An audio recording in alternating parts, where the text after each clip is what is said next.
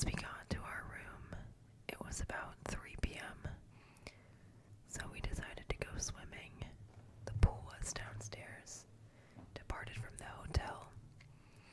Once we got to the entrance, there was a man at least 6'3",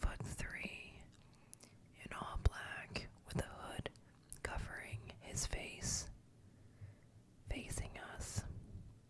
I panicked a little, but not out loud. We got into the pool and swam for a few hours until we saw that man again, all black, sitting on a chair by the pool. I cleared my throat. Can I help you, sir? I asked. No response. I still was a little paranoid. I put my face in the water, and at the bottom of the pool was another figure that was all black. I screamed like a little girl and ran for the door. I looked back and saw nothing. Not the guy in the chair or the guy under the pool. My friends thought I was just seeing things, but I saw what I saw, as clear as water. I didn't feel like swimming anymore, so I decided to get dinner at a nearby restaurant. I got a table for me and my friends to sit at, and there I was once again. The man all in black on the other side of the dining room, and he was staring at me. I have had enough. I went over there and lost track of him, and he took off. After we ate, I decided this trip has gone too far, and we should leave tomorrow morning. But my friends didn't like that idea. Once it was 10:30, I and my friends dozed off in the hotel room. I woke up to some noises. I saw a shadow of a figure at the end of my bed, but I calmed myself down and told myself that it was my hat that I put there before I went to bed. I went to the bed and got woken up again 30 minutes later to more noises. I was getting thirsty, so I reached under the bed and tried to grab my water bottle, but I grabbed something and I was totally shocked by what I grabbed. It was my hat. I was not ever more scared in my life. I couldn't help but scream at the top of my lungs when I heard a voice next to my ear say, "You're a bitch." I jumped out of bed and realized it was two men in black right there. I tried to fight them, but it was no use once they grabbed me and dragged me out of that room. I tried to scream, but that guy was covering my mouth. I passed out and woke up on a stretcher. It turned out those guys knifed me while I passed out, and someone caught them. But the doctor said no one could catch the guys who got me. To this day, I always have a night late at night, so I'm not scared. I don't blame them at all. And here we go with another story by Alexa Mosca. It was posted pretty recently, a couple days ago, I believe.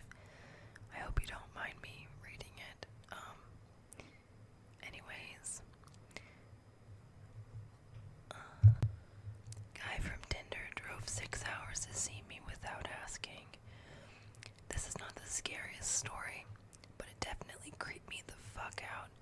Those are some of the ones that they really get you because they're more realistic in a sense. Alright, let's get to it. For background, I'm a 20-year-old female. I matched with this guy on Tinder a while back. His name was Nick. That's my boyfriend's name. But it's not spelled the same. And he seemed pretty cool, so I gave him my Snapchat. We talked a little, but it died out quickly.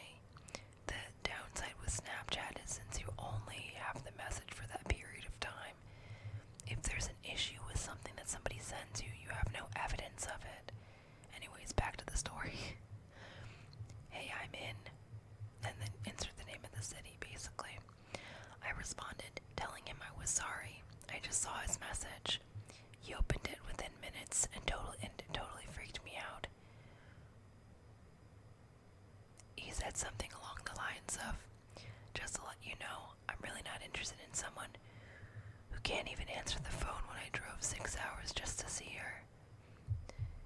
I looked at it in disbelief, and for a second, I thought he was joking. I responded by asking him what he was talking about, and that he didn't drive 6 hours just to see me. He said that we had plans, and why else would he have driven up here? I was confused because we never had plans. He told me that he was going to be in the area, which made me think he was there for work or to visit a friend. It is not uncommon for people to travel here for work. I explained this to him and told him we did not have plans and that I did not ask him to drive all that way for me. Yeah, this is creepy. He told me he sat around for 2 hours waiting for me and brought me flowers. Oh, this gives me chills. Again, I was confused because we never planned a time or place to meet and had never confirmed plans. You don't make plans by just telling someone you're going to be in the area. No, you don't. I apologized but told him again that we never had plans. He told me to make it up to him I had to drive up and see him tomorrow. Yeah, fuck that. I remembered that I had my location shared on Snapchat, so he easily could have shown up at my house. I turned off my location, but kept him on Snapchat in case he tries to show up at my house. Luckily, I have not heard from him since. My dad is a retired police officer and has a gun, and I'm not afraid to use it. So Tinder creep who drove 6 hours for me, let's not meet. That's right. That's right, girl. F this guy. I'm sorry. That is not okay. That is not okay.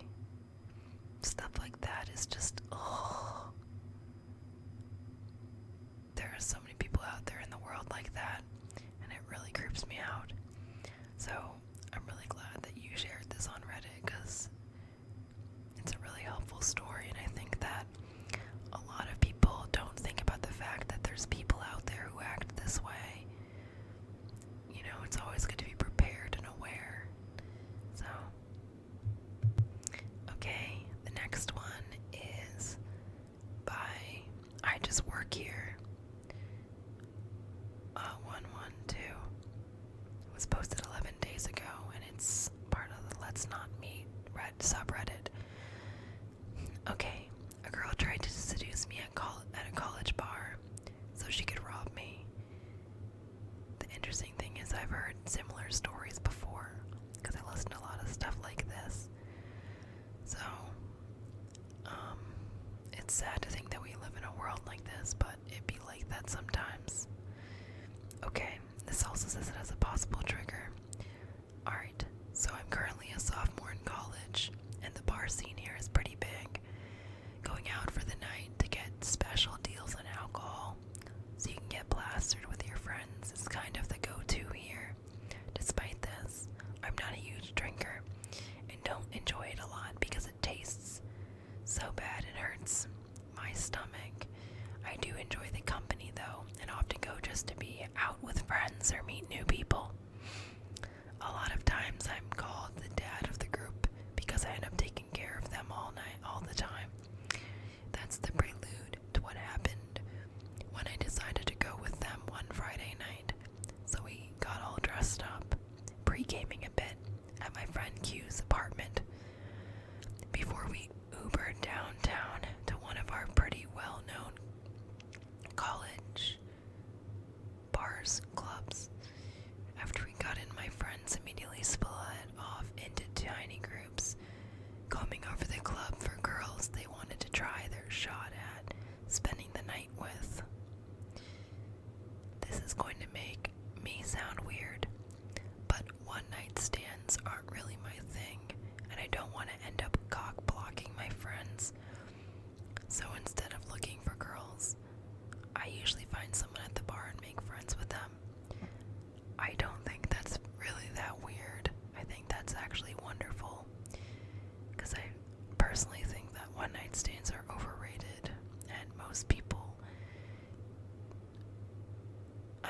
me personally, every time I've had a one night stand, I regretted it. Or, if I let myself get even slightly attached, it was heartbreak, so more power to you, dude. Okay. Anyways, back to the story. I was chatting with some dude that was wearing a cowboy hat when eventually a girl approached me. She was pretty cute, probably 5'6", with dirty blonde hair and eyes that I think were light brown, but they were so light they almost looked gold, which threw me off a bit. She asked if she could buy me some drinks in exchange for being her friend for the night. And I, of course, accepted because, hey, that's what I came here for anyway, right? Anyways, she kept her word and we started talking to each other, and she introduced herself as Alexia, but to call her Alex. I asked her some basic stuff about if she came with friends, if she went to college here, etc., to which all the answers were no. That struck me as pretty odd, as it's honestly pretty unsafe to be in the downtown area alone as a girl at like 1 a.m. in the morning. She said she wanted to hear about me, though, and actually seemed pretty excited to listen. It felt like a really nice change of pace because I'm usually the one learning about other people, not the other way around. It also could have been the alcohol starting to take effect, since I'm actually a pretty big lightweight, as, like I said, I don't actually binge drink often. The whole time I was talking, she stared into my eyes and had this warm smile that made me feel so acknowledged. If that even makes sense, it totally makes sense. I felt like she was enjoying her time as much as I was, and that just made me even happier because I thought it meant I made a new friend. That was when her demeanor began to change, though.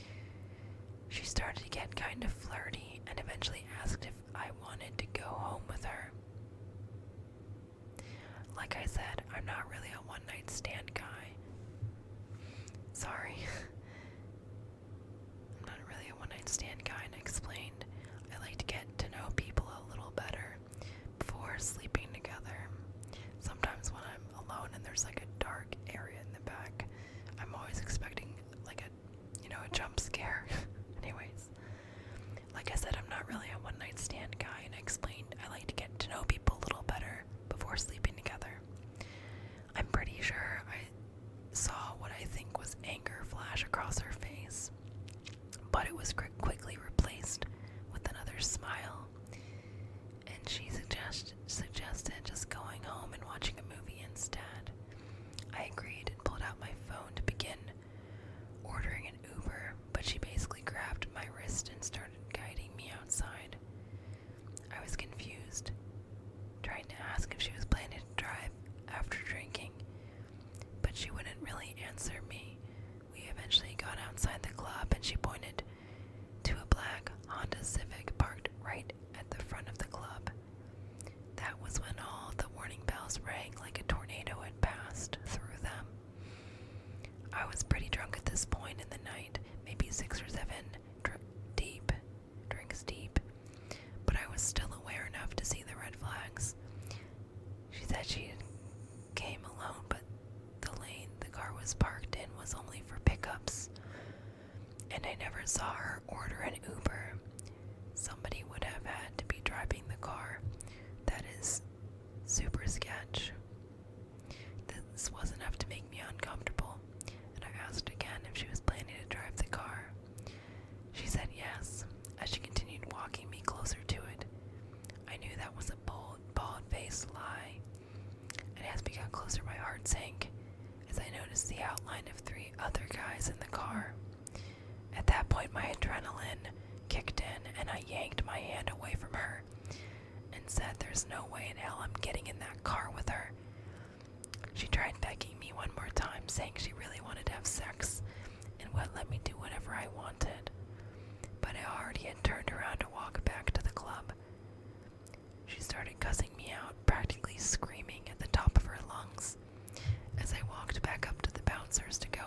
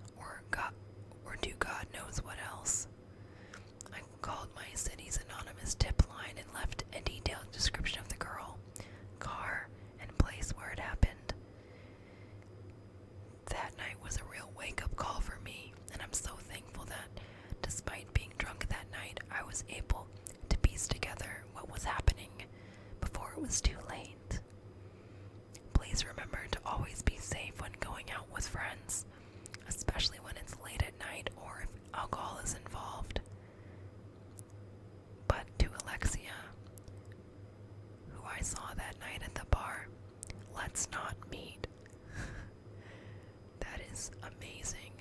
Just the fact that you remembered all those details about the car while you were 6 or 7 drinks deep. Sorry. Just the fact that you had that wherewithal to be like, I'm getting the hell out of here.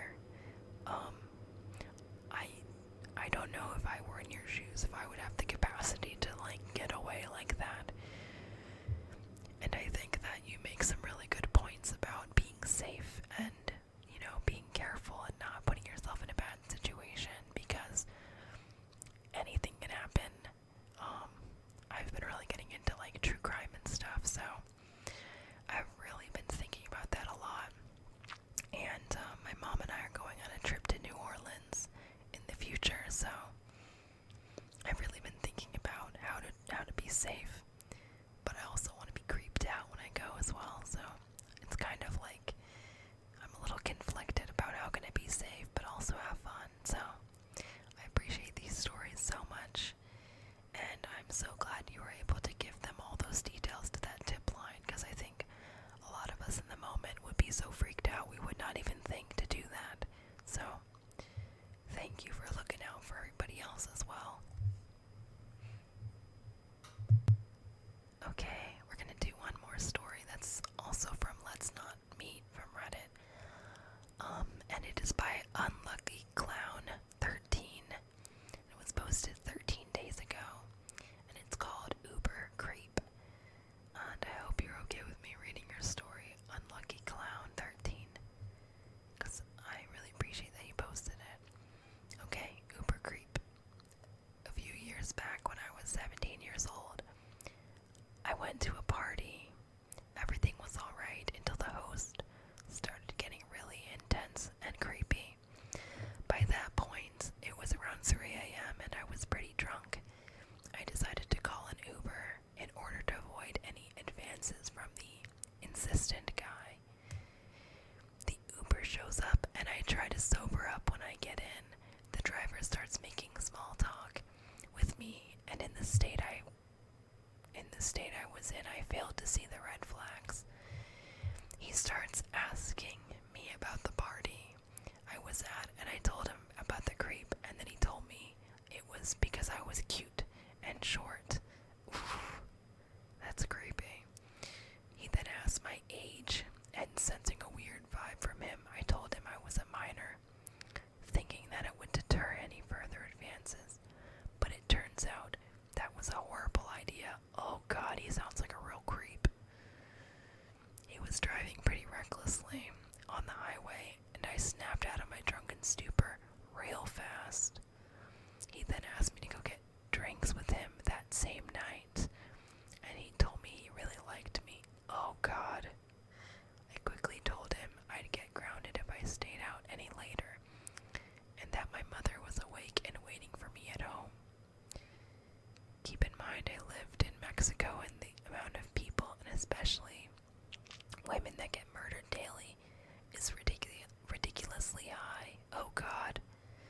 When we got to my home address, I noticed that the doors were locked, and he kept insisting on us going to get a drink, even though by now it was almost 4 a.m. I tried to act as nice as possible when I told him I couldn't that night. He then asked for my phone number and told me we could go out the next day. So, not being the first time some creep had asked for my number, I gave him my number but changed the last digit so he couldn't actually contact me. Nice thinking. But then he actually dialed the phone as I was getting out of the car. As of course, my phone didn't ring, and he started getting agitated and said I gave him the wrong number. I played drunk and stupid and recited my number again, but I actually said it correctly in order for him to think he heard the last number wrong. He chuckled and said it was his bad and told me we'd see each other the next day. I made my way into my house and immediately woke my mom up because I was terrified. She managed to calm me down and told me to go to sleep, so I went into my bedroom and started putting my pajamas on when I heard my phone ringing. The Uber driver was was trying to video call me, and I lost my shit when I saw that on my screen. I immediately denied the call and then noticed he'd sent me about 15 messages asking what time he could come pick me up and why I wasn't replying. That is disgusting. Of course, I blocked him right away and thought that would be the end of it. The next day, I got a text from an unknown number and checked the picture and saw it was the driver. He asked me why I'd blocked him and started spamming me. I immediately blocked him. Over the course of the next month, I'd get messages from random phone numbers, and it quickly became obvious that it was the driver. I would always block him, but eventually I reported him on the Uber app and changed my number. Only problem is, he knows where I live. Yeah, maybe you can get the police involved, I don't know. But that is disgusting. And I'm sorry that you're dealing with this fucking guy. I would also say that in the future it might be helpful to, instead of giving him your actual number, I would say my phone is on silent, or I have my text notifications off, or my phone notifications off, or something like that, because I genuinely usually have my phone on silent. But it's not his fucking business anyways. So, I'm sorry you're going through that, and I hope you can get this fucker off your back.